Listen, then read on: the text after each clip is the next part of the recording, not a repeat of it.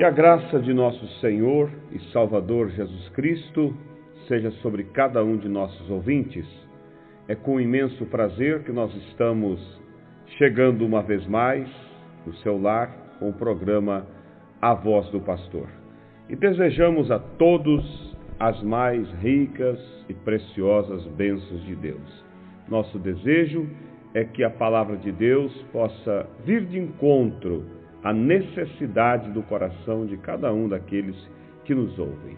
Nós vamos, nessa oportunidade, ler as Escrituras no livro de 2 Timóteo, capítulo 4, versículo 7 ao versículo 8. Mas antes de lermos essa Escritura, nós vamos ouvir um hino e após o hino estaremos lendo então a palavra de Deus.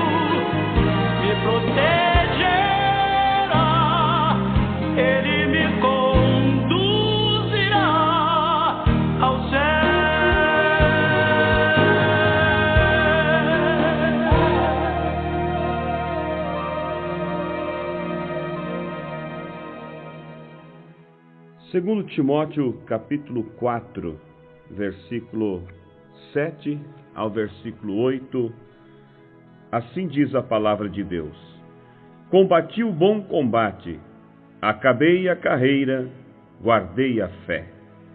Desde agora a coroa da justiça me está guardada, a qual o Senhor, justo juiz, me dará naquele dia, e não somente a mim, mas também a todos os que amarem a sua vinda. Que Deus abençoe e acrescente suas bênçãos, a palavra que foi lida nessa oportunidade. Eu quero dar um título ao nosso tema neste programa, e o título é: A coroa é para aqueles que amam a vinda de Cristo. Ouvintes, nós vemos nessa passagem bíblica o apóstolo Paulo, no final da sua jornada aqui na terra, no final da sua carreira, ele enfrentando aquele momento, o momento em que todos os homens tremem diante disso, mas enfrentando com coragem, com certa determinação, com a paz, com uma segurança, podendo olhar nos olhos do seu inimigo chamado morte e desafiá-lo com toda a convicção de que ele estava bem e de que ele ia para um lugar melhor. Paulo não estava temendo o que havia depois daquele muro, daquela linha divisória chamada morte. Paulo não estava tremendo diante disso, mas pelo contrário, Paulo já estava ansioso em passar para o outro lado, porque ele sabia o que é que lhe esperava do outro lado da vida, do outro lado da linha chamada morte. Ele pôde olhar para os olhos do seu inimigo e dizer: onde está, ó morte, o teu aguilhão? Onde está, ó inferno, a tua vitória? Tragada foi a morte pela vitória.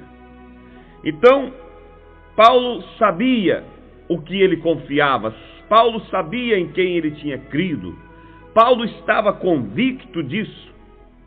Quando nós olhamos na história e vemos tantos grandes homens que enfrentaram também este momento, mas enfrentaram com temor, com desespero, grandes homens, heróis, grandes homens até mesmo conhecidos mundialmente, tidos como pessoas corajosas, generais de batalha.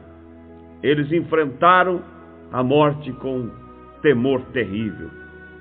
Mas olhamos para o apóstolo Paulo e vimos uma história totalmente diferente. Por quê? Paulo disse também em uma de suas escrituras, ele disse que o homem que vive só para esta vida é o mais miserável homem que possa existir. Nem que seja um grande herói, um conquistador, um rei, um monarca, alguém importante, poderoso, cheio de dinheiro, cheio de fama, mas se ele viveu só para esta vida, ele é um miserável. Ele é um miserável porque ele lutou uma batalha em vão. Ele guerreou uma guerra perdida. Porque por mais grande que seja este homem, por mais que ele tenha conquistado enquanto aqui viveu, quando ele chegar na linha divisória, na linha que divide esta vida do além, ele vai perceber que ele não tem nada para passar para o outro lado. Ele vai perceber que ele simplesmente não conseguiu adquirir algo para preencher o vazio da sua alma. Ele lutou muito para satisfazer o homem exterior. O homem exterior foi satisfeito com dinheiro. Ele cuidou deste homem exterior. Mas ele nunca parou para pensar que ele, na verdade, não era aquele homem que ele se via todos os dias diante do espelho.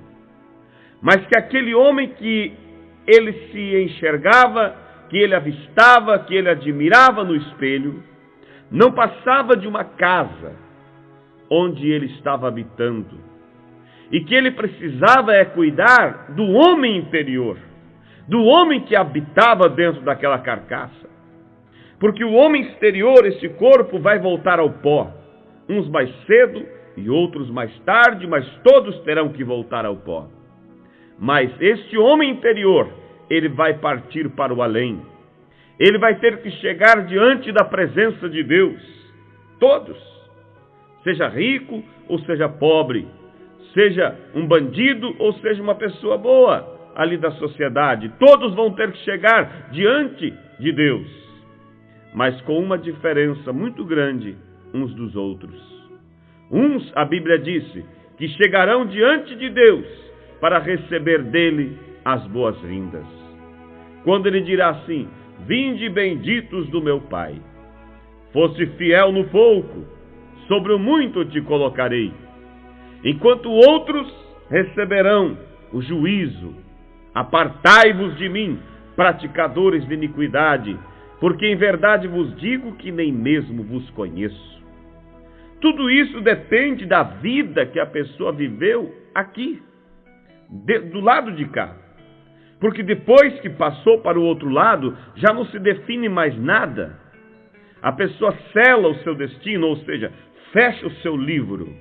O livro da vida dele é fechado e selado com o dia da sua partida.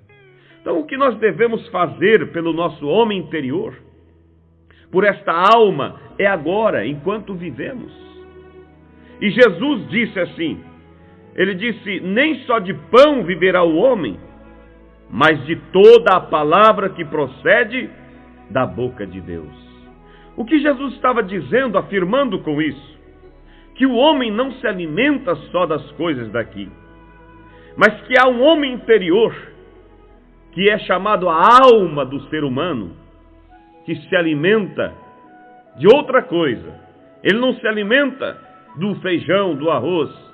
Ele não se veste com vestes naturais, mas ele se alimenta com alimento espiritual. E Jesus disse, eu sou o pão que desceu do céu.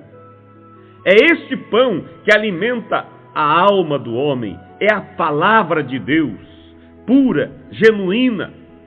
O que alimenta o homem interior não é um credo, não é um dogma, não é o estatuto de uma religião, porque isso são coisas interpretadas e feitas por homens.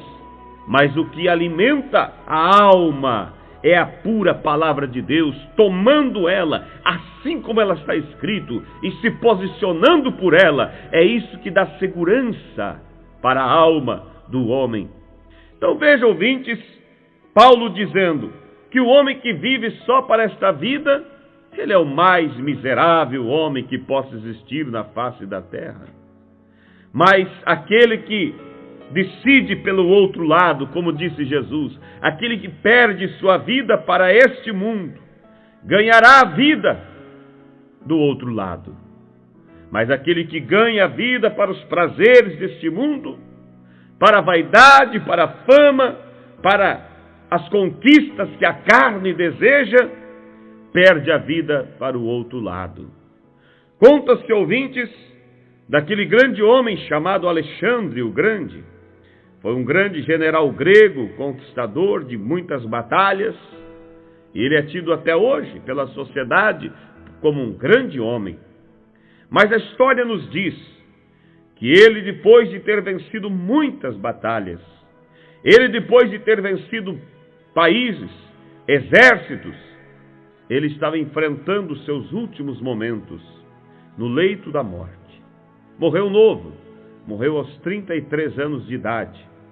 Mas enquanto ele estava ali, prestes a partir desta vida, ele chamou os seus generais mais próximos e confiáveis e fez a eles 3 pedidos.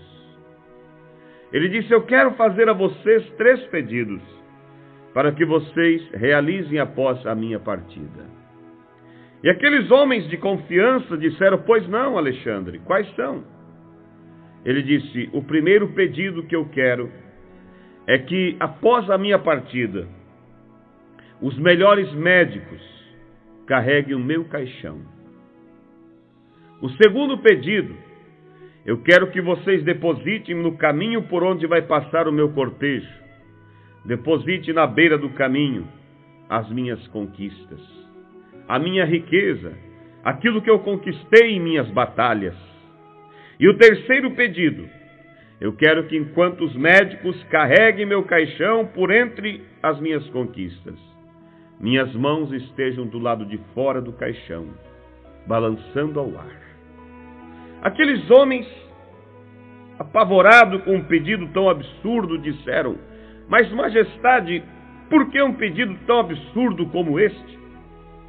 Alexandre disse: eu quero que os melhores médicos carreguem o meu caixão, para que todos saibam que diante da morte ninguém tem domínio sobre ela. Eu quero a minha riqueza depositada na beira do caminho, para que todos saibam que aquilo que aqui conquistamos, aqui deixamos. E eu quero meus braços balançando ao ar, enquanto o meu caixão é levado, para que todos saibam que de mãos vazias viemos e de mãos vazias voltamos. Agora, veja, ouvintes, que contraste. Um homem, aos olhos da sociedade, tido como o grande herói, Alexandre o Grande, um grande conquistador, encerrando sua vida de uma maneira terrível. Ele, ao chegar na linha divisória entre a vida e o além, ele percebeu que lutou uma batalha em vão, que guerreou uma guerra perdida e que estava totalmente desprovido para adentrar além desta vida. Ele estava totalmente inseguro concernente o que lhe esperava do outro lado da vida. Ouvintes, veja vocês, isso é o que espera todos que não se preocupam enquanto vivem em alimentar o homem interior, em dedicar as suas vidas a Deus. Mas pelo outro lado nós vemos um Paulo, um apóstolo Paulo, como lemos aqui no início do programa. Naturalmente, se for comparar a vida dele com a vida de Alexandre o Grande, parece que Paulo estava muito aquém dele. Porque enquanto Alexandre estava no esplendor do seu sucesso, enquanto ele estava rodeado de seus fãs, enquanto ele estava rodeado da sua riqueza, Paulo estava vivendo uma vida de misérias, perseguido de um lado para o outro, açoitado, espancado, apedrejado. E ali estava ele no final da sua vida, no fundo de uma cela fria, vivendo sobre o mofo daquela cela, ratos passando de um lado para o outro. E ali no final da sua vida ele escreve uma carta a Timóteo. E entre os pedidos que ele faz, ele pede desesperadamente por algo. O que é? Ele diz: traga-me depressa a minha capa, minha única capa, mas traga-me antes que o inverno venha. O que nós vemos com isso? Um homem pobre, só tinha uma capa, e agora precisava que trouxesse logo porque o inverno estava chegando. Naturalmente você vê um homem que estava vivendo uma vida simples, sem nenhum proveito natural, mas pelo lado espiritual era que você via a riqueza que estava naquele pequeno homem chamado Paulo. Quando chegou o momento de enfrentar a morte, assim como esse outro personagem que eu vos citei, ele pôde encarar a morte nos olhos. Ele pôde olhar para ela e dizer: onde está, ó morte, o teu aguilhão? Onde está o inferno, a tua vitória? Tragada foi a morte pela vitória. Ele pôde olhar para aquele inimigo temido por todos os homens e dizer assim: eu te venci. Ele batalhou, lutou uma verdadeira batalha. Ele não lutou em vão, ele venceu a batalha. Por quê? Porque ele preocupou-se em cuidar do seu homem interior. Ele simplesmente chegou um dia na sua vida que ele decidiu deixar de lado as coisas que preenchiam o seu ego. E ele disse: eu reputei como esterco todas essas coisas. E então dedicou-se a preencher o vazio da sua alma, a buscar a presença de Deus no seu coração e viver por Deus. E há uma coisa, ouvintes, há uma recompensa a todos aqueles que buscam em Deus, confiam em Deus, creem em Deus para a vida eterna. Não é crer em Deus, não é confiar a sua salvação em uma religião. Não é confiar a sua salvação em uma reza. Não é confiar a sua salvação a uma imagem, a um santo. Mas crer em Deus é confiar a sua salvação naquele sacrifício único que foi feito por Jesus Cristo na cruz do Calvário. E saber que dali provém a vida eterna.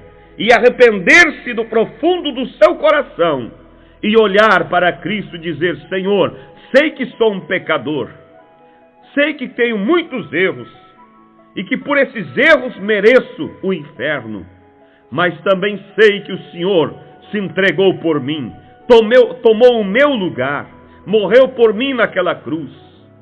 E agora, Senhor, arrependido dos meus pecados, peço perdão e rogo que o teu sangue venha e perdoe e me purifique de todo o pecado. Esses encontram, ouvinte, segurança.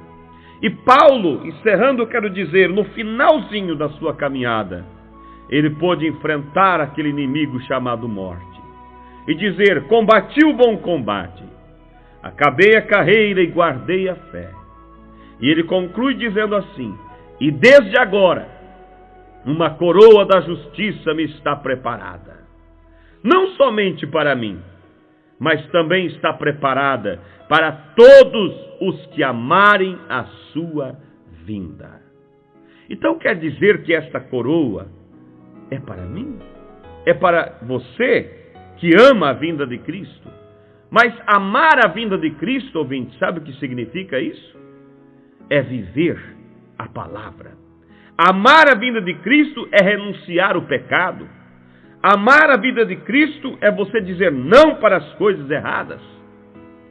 É como uma jovem que dá a palavra de casamento a um jovem.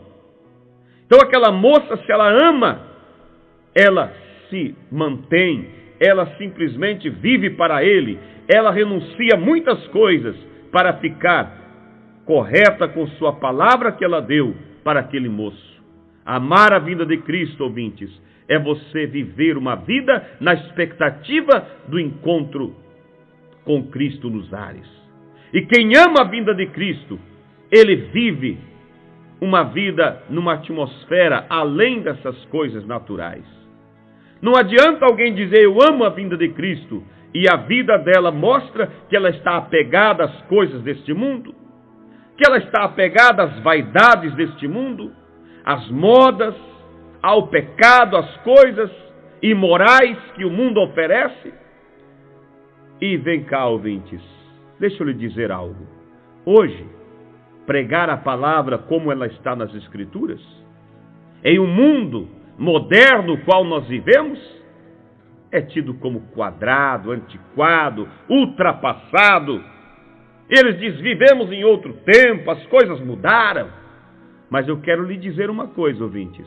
O mundo mudou, as pessoas mudaram, as religiões mudaram, mas Deus permanece o mesmo, porque Ele disse que o Senhor Jesus Cristo é o mesmo ontem, hoje e eternamente. E Deus não vai julgar o mundo por uma religião. Deus vai julgar o mundo por esta palavra. Então, ouvintes, o meu compromisso é com as Escrituras. E o compromisso de todos aqueles que querem a salvação de suas almas é com as Escrituras. Se você ama a vinda de Cristo, você se veste, minha irmã, como uma santa, como a Bíblia ensina.